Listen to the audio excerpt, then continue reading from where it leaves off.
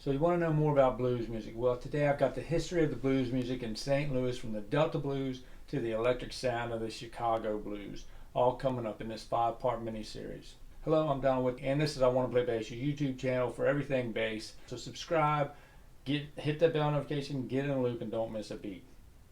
So we're covering blues history today, and this 5-part mini-series is going to cover a lot of that from the blues from the beginning to now. Did you know that the Delta blues was loved by the Europeans early on so much that big bands like Led Zeppelin and Cream would redo some of their favorite Delta blues artists like Lead Belly and Robert Johnson's songs, and then they would come to America and tour, and most of the Americans didn't even know that these songs originated in America. So pretty interesting and funny, but it was very popular in Europe that a lot of the big names like the Beatles, like Led Zeppelin, the Who, Cream, all loved this genre, and that's how we got the British invasion. Alright, so the story of the Delta blues from start to now, and some stories of how the bass originated and evolved through all of this, and some bass lines as well to learn from. So let's begin. Why are the blues so significant in modern music today,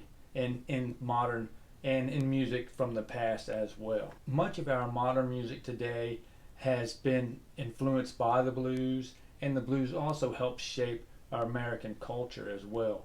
Very popular, some very impactful stuff coming from the blues in those days. The Mississippi Delta and its fertile soil was a great place for the cotton fields and the cotton plantations to take off and really thrive on, which is where most of the African Americans came to this country and worked those fields and had their own plantations, and that's how they started. That's why the Mississippi Delta is so prevalent to the African American music, the blues, which they brought over from Africa.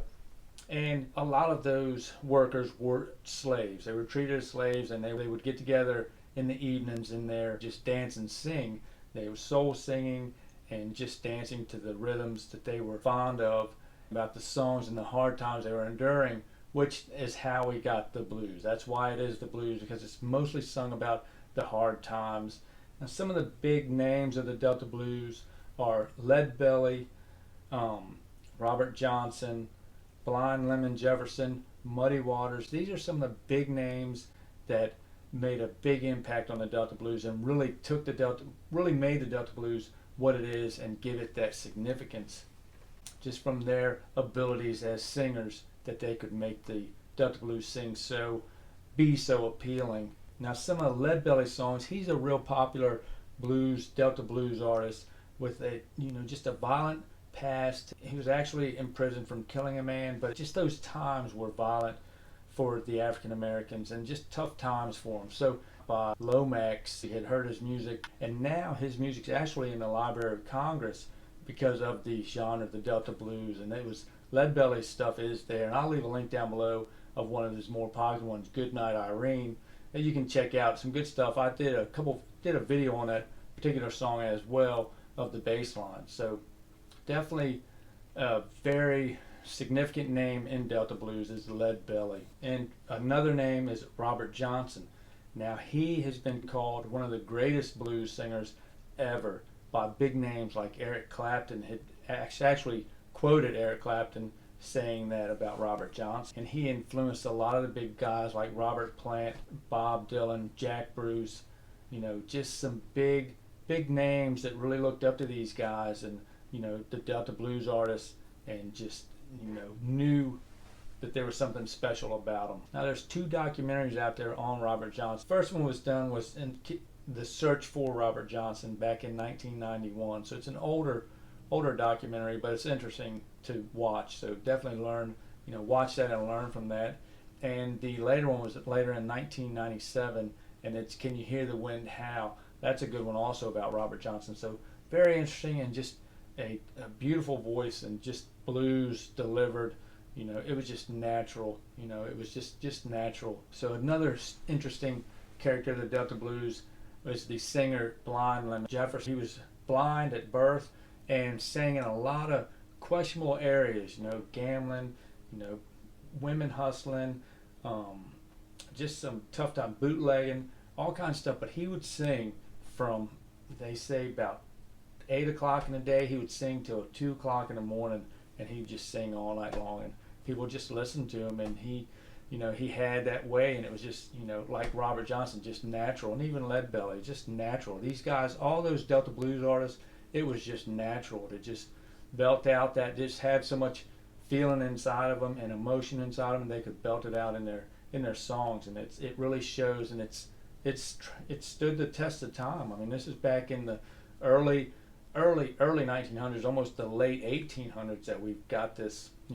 all this started. Blind Lemon Jefferson eventually got carried to Chicago to record, because that's where things started to take off. The Industrial Revolution, everything started to take off in Chicago, in the northern states at that time, the northern cities, Chicago, St. Louis, Detroit, all of those areas. But he got carried to Chicago and did his first recording, and as odd as it sounds, his recordings, the two songs that he recorded, the very first tracks that he ever recorded, were I Want to Be Like Jesus in My Heart and All I Want Is Pure Religion. Those are his two songs, coming from that background, just, and being in that background, it didn't serve him, it served his singing. That's the only purpose it was there, the only purpose he was there. He wasn't that person, he was just, that's where he could sing, and people would listen, and people wanted him to sing. So that's why that is. All right, so I've got a bass line here of Robert Johnson's very popular song, blues song. This actually was in the Blues Brothers redid this song, and that's the version I'm going to play for you here,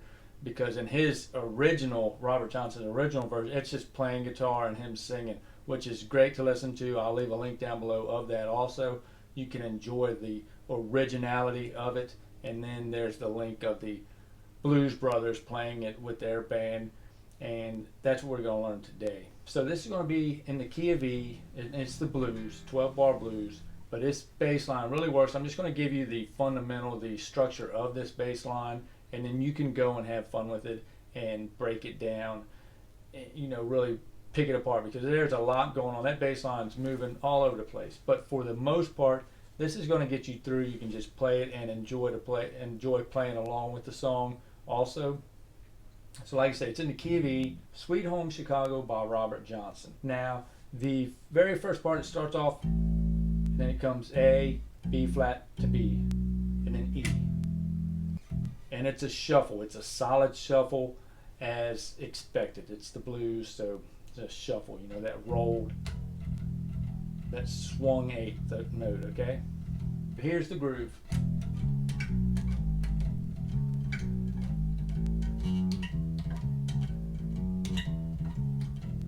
E and a shuffle, E, C sharp, B, G sharp, and then A, F sharp, E, C sharp. Okay, so with the shuffle,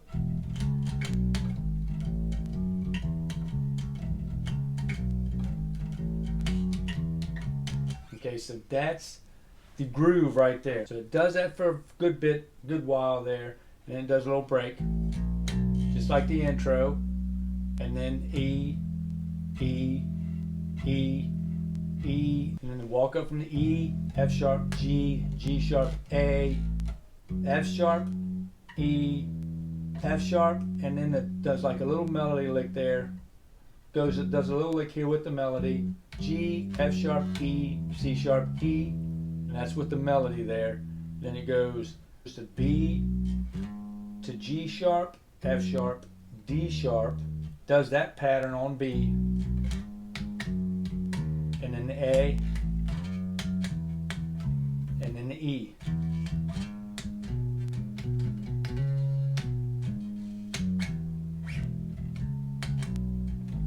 Okay, and then it just starts over. Okay, so there's a lot going on in that bass line. It's fun to learn. Sit down and break down and learn all those fills that he's using. I'm not sure who the bassist is. I know Willie Weeks was part of that movie.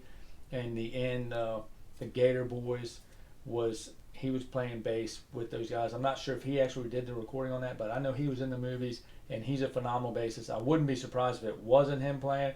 So that is Sweet Home Chicago, Robert Johnson's, one of his more popular songs, made popular by everybody that's redone that song in the past. Hundreds of people have redone that song, so a great one to follow and enjoy. So that is part one of this series on the blues music. Part 2 is coming back up, so definitely subscribe, hit that bell notification so you'll be notified when that next video comes up, which will be soon, real soon. So hope you all enjoyed that. If you did, help me help you. You hit that like button, and I'll catch you all on the flip-flop in the next video. So bye for now.